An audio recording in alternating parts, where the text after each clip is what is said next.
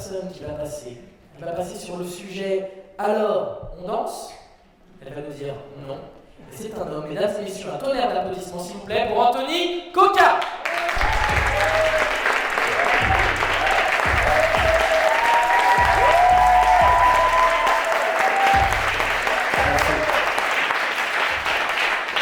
Merci. Cher public, quel accueil.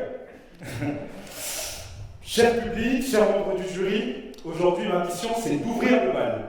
Mais bon, je ne vais pas vous accorder de danse. Vous allez comprendre pourquoi. Si je vous dis 1984, j'imagine que vous pensez au roman de George Orwell, ou peut-être à la création de Canal+, faut être corporate. Mais il est rien que tout ça. En fait, c'est l'histoire d'un mec. Ou plutôt, c'est l'histoire de 70 apprentis danseurs qui se sont réunis dans un hangar de Blois en juin 1984. C'est l'histoire d'Overdance, une grande compétition de danse qui se déroulait sur 48 heures non-stop et qui a été filmée par les caméras d'Antenne 2. Overdance, c'est l'histoire d'Yvan, moustache à la José Bové, jeune dragueur et maillot bleu dépareillé. C'est aussi l'histoire de Fabienne, coiffure à la Julie Pietri, lunettes de soleil futuristes. C'est parti! Nos 70 John Travolta en herbe se lancent sur la piste. Déhanchés endiablés, poignets inopinés, la fièvre du samedi soir est là. Malheureusement, les premiers malaises ne tardent pas à arriver. Yvan, notre José Bové national, s'écroule de fatigue. Il est évacué sur civière. Overdance 1, Yvan 0.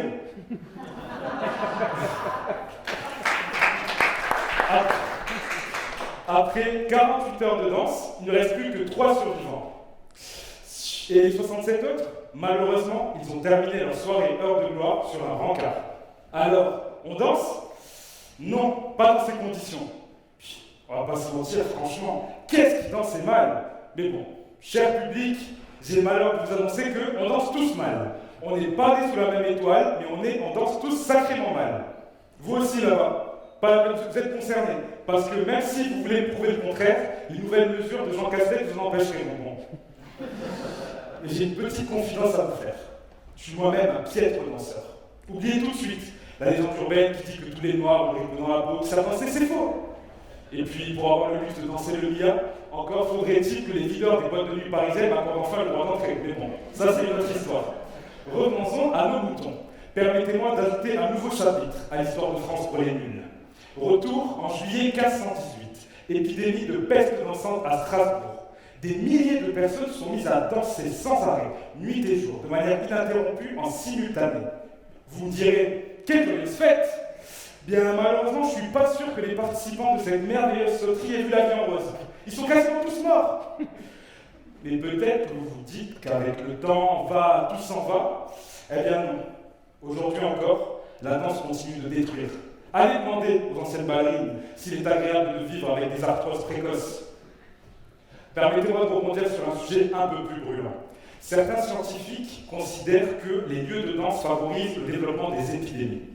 En effet, d'après l'Institut Pasteur, les personnes s'étant rendues dans un bar ont 90% de chances de plus d'attraper le Covid que celles qui ne se sont pas rendues. Et si ces mêmes personnes, elles décident d'aller allumer le feu sur le dance floor avec leur tante Jacqueline, tante Jacqueline par exemple, pendant une fête privée, eh bien ce risque, il augmenterait même à 350%. Je sais pas vous, mais moi, ce réveillon du Nouvel An, je me sens moyen. Dans sa chanson, Stromae dit « Alors on sort pour oublier tous les problèmes, alors on danse. » Lorsqu'on les utilise comme artifice, la danse et l'ivresse ne règlent pas les tracas du quotidien. Bien au contraire. Et je pense que certains criminels l'ont bien compris. J'imagine que vous êtes tous familiers du hashtag Balance Combat et des nombreux témoignages associés. Vous avez toujours envie de danser? C'est pas mon cas. Je vais vous raconter l'histoire de mon ami Léo. Léo troque la vie à plein temps. C'est un breakdancer hors pair. Cet été, pendant une belle soirée en boîte, entre deux battles de danse et quelques accolades entre amis, il a suffi de quelques secondes pour que sa danse endiablée tourne au cauchemar. Léo, il a été drogué. Léo, il a été retrouvé nu sous un pont avec 7 adeptes différents. Léo, il a été violé. Face à la violence de cette situation, comment réagir? Tout oublier? Il faudrait tout oublier? Jamais!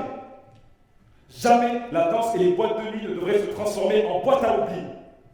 Jamais la danse ne devrait conduire qui que ce soit à l'institut médico-légal, sur une civière, ni même au cimetière.